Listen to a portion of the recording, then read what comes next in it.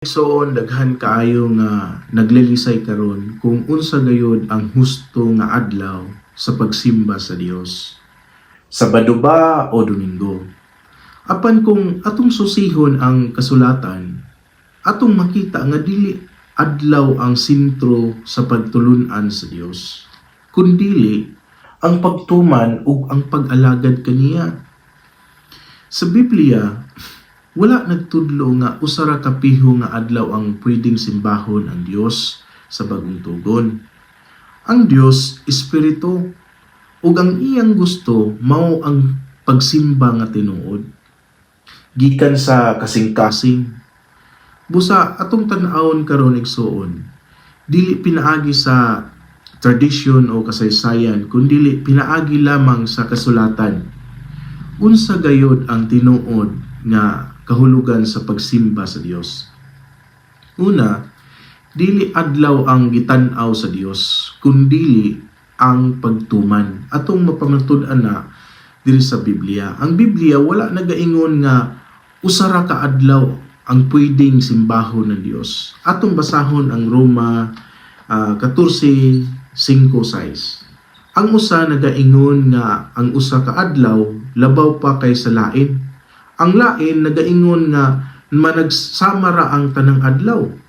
Ang matag usa magpakasalig sa iyang kaugalingong hunahuna. 6. Ang nagabantay sa adlaw alang sa Ginoo nagabantay niini. Ug ang nagakaon alang sa Ginoo nagakaon kay nagapasalamat siya sa Dios.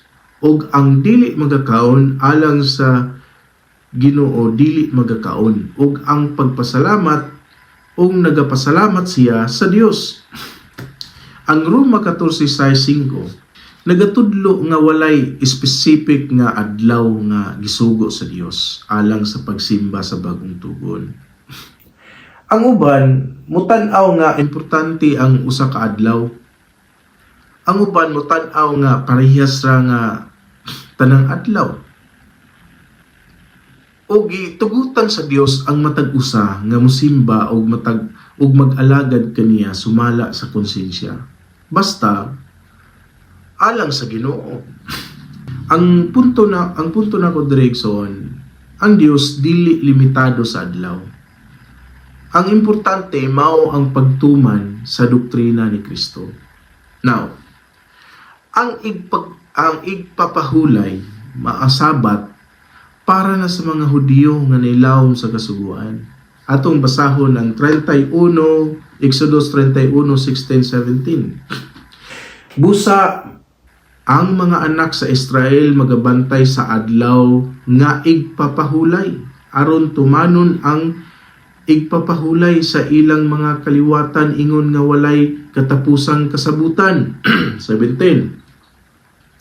Kini usa ka timaan tali kanako ug sa mga anak sa Israel sa walay katapusan kay sa unong ka adlaw gibuhat sa Ginoo ang langit ug ang yuta ug ang ikapito ka adlaw siya mipahulay og nakabaton og kapahupayan.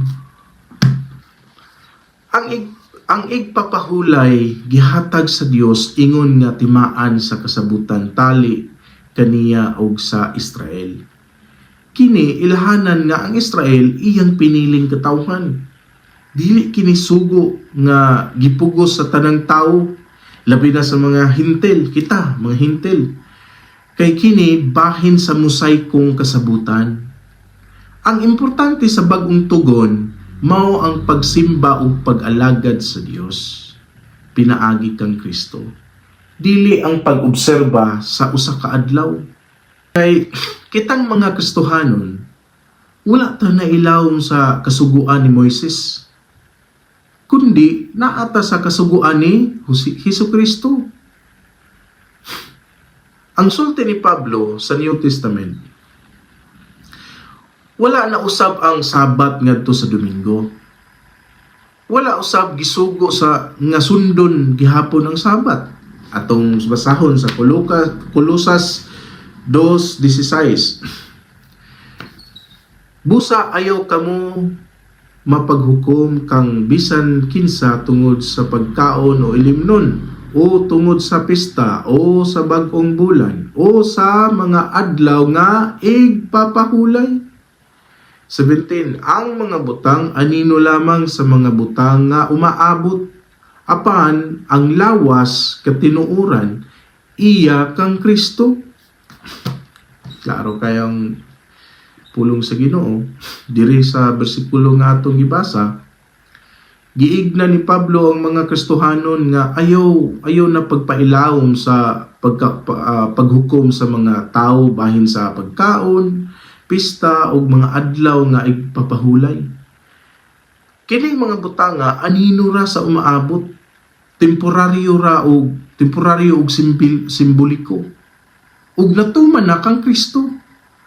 Busa sa bagong tugon, dili na ang pag-obserba sa adlaw ang basihan sa pagsimba sa Dios, kundili ang pagtuo ug ang pag-alagad kang Kristo adlaw-adlaw.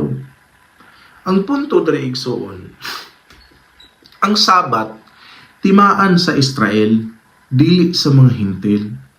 Sa bagong tugon, wala na ta nailawom sa mosaikong kasuguan. Kaya ang tinuod nga pagsimba mao ang pag-alagad sa tanang panahon. Atong basahon ng Juan 4:23-24. Apan ang takna moabot og karon na nga ang tinuod nga magsisimba mosimba sa Amahan sa espiritu ug sa kamatuoran. Kay mao kini ang mga magsisimba nga gipangita sa Amahan sa 24. Ang Dios espiritu ug ang mga magsisimba kaniya kinahanglan nga mosimba sa espiritu ug sa kamatuoran. Ang pulong sa Ginoo, ang doktrina ni Kristo. Ang Dios wala nagkinahanglan simbahon sa usa ka adlaw, sa isa ka semana. Kay ang Dios espiritu. Ang tinuod nga pagsimba mao ang pag-alagad kaniya sa hustong espiritu ug sumala sa kamatuoran nga si Kristo. Dili lang sa ritual, dili pud sa tradisyon, kundili pagsimba nga gikan sa kasing-kasing ug mosunod sa tinuod nga pagtulun-an sa Dios, ang doktrina ni Kristo. Mao na igsoon. Karon, unsa man di ay ang pasabot sa pagsimba sa Dios matod sa Biblia. Atong basahon ang Roma 12:1. Busa mga igsoon, tungod sa mga kaluoy sa Dios, gihangyo ko kamo nga ihalad ninyo ang inyong mga lawas ingon nga buhi nga halad, balaan o makapahimuot sa Dios. Nga mao kini ang inyong makatarunganon nga pagsimba. Ang sa Old Testament ritual ug halad ug natuman na kang Kristo.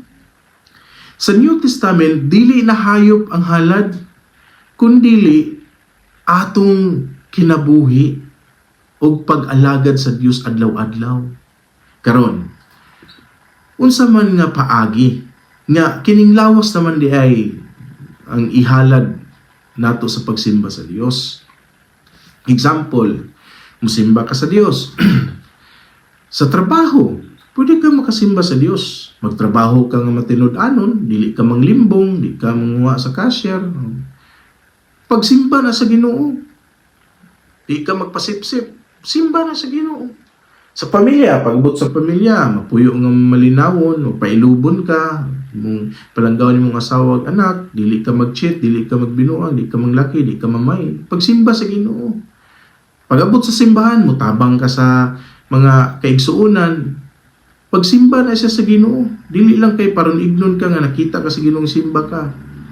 Sa adlaw-adlaw nimo nga pagkinabuhi, likayan nimo ang pagbuhat sa mga daotan, piliun nimo ang matarong, mauna ang paghalad sa imong lawas ingon nga buhi nga halad sa Dios. Ang punto diri igsoon, ang pagsimba dili base sa unsang adlaw. Ang pagsimba mao ang pagkinabuhi nga nag-alagad sa Dios adlaw-adlaw. Ang Dios pwedeng simpahon sa tanang adlaw. Basahon na to ang Salmo 113 verse 3. gikan sa pagsubang sa adlaw hangtod sa pagsalop niini, ang ngalan sa Ginoo pagadaygon. Ang Dios angay daygon sa tanang panahon ug sa tanang dapit, gikan buntag hangtod gabii. Ang pagdayeg ug pagsimba sa Ginoo dili limitado sa usa ka oras o adlaw, kundili padayon nga mabuhat ka sa kinabuhi sa tao. Kay nasulat sa Hebreo chapter 13 verse 15, maghalad kita kanunay ug halad sa pagdayeg. Ang Dios angay daygon kanunay, dili lang sa usa ka adlaw o oras. Ang punto dire, every day is worship day, igsoon. Dili lang Sabado, dili lang Domingo. Bisan ang mga alagad ni Kristo, nagsimba sila matag adlaw. Atong basahon ang buhat 2:46. Og adlaw-adlaw sila nagapadayon sa paghiusa diha sa templo o namunggo sa tinapay diha sa mga balay o nagkaon nga may kalipay o kaputli sa kasing-kasing. Ang unang mga magtutuo nagpadayon sa pagsimba o pagkigambitay adlaw-adlaw, uban ang kalipay o tinaw nga kasing-kasing. Si Pablo, apostoles ni Kristo, naay panahon nga wala siya nagtigom sa adlaw nga igpapahulay. Kung sa ato pa nga kalendaryo nga gigamit karon, nagtigom sila sa Lunes. Atong basahon ang buhat 20 versikulo 7. Sa unang adlaw sa semana, di ba? Sa unang adlaw sa semana, sa nagkatigom kami aron mamunggo sa tinapay. Si Pablo nakigpulong kanila kay siya mulakaw sa sunod adlaw og iyang paluwag awayan ang iyang pakigpulong hangtod sa tungang gabi. Kini nga bersikulo wala nagaingon nga ang unang adlaw sa semana gihimo ng balaan o giusab isip adlaw sa pagsimba. Kini usa ka espesipikong panagtigom tungod kay mulakaw na si Apostol Pablo ato sa sunod nga adlaw. Ang pagtigom o pagpamunggo sa tinapay mahimo nga bisan unsang adlaw igsoon. Ang importante mao ang pagtuman, ang pagtulunan o pag-alagad sa Dios, dili ang adlaw mismo. Busa mga igsoon, tinaw kayo sa kasulatan nga ang Dios dili nagatan-aw sa adlaw kundi sa kasing-kasing ug sa pagtuman sa tao sa iyang sugo. Ang Sabat gihatag isip timaan tali sa Dios ug sa Israel ilawom sa mosaikong kasuguan.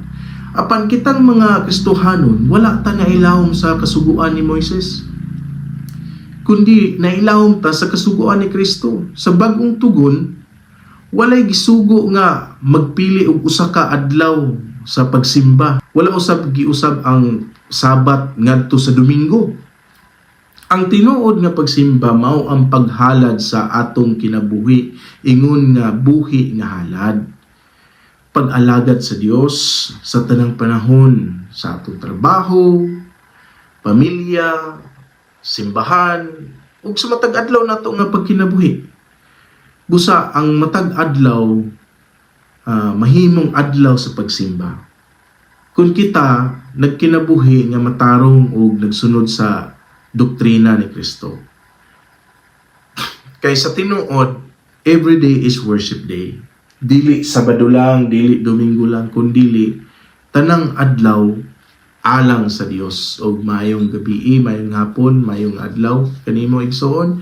Palihog kong follow sa ato ang page o share sa ato ang video para maabot kini sa uban pang gusto nga makapaminaw sa pulong sa Ginoo. Og mayong adlaw, God bless.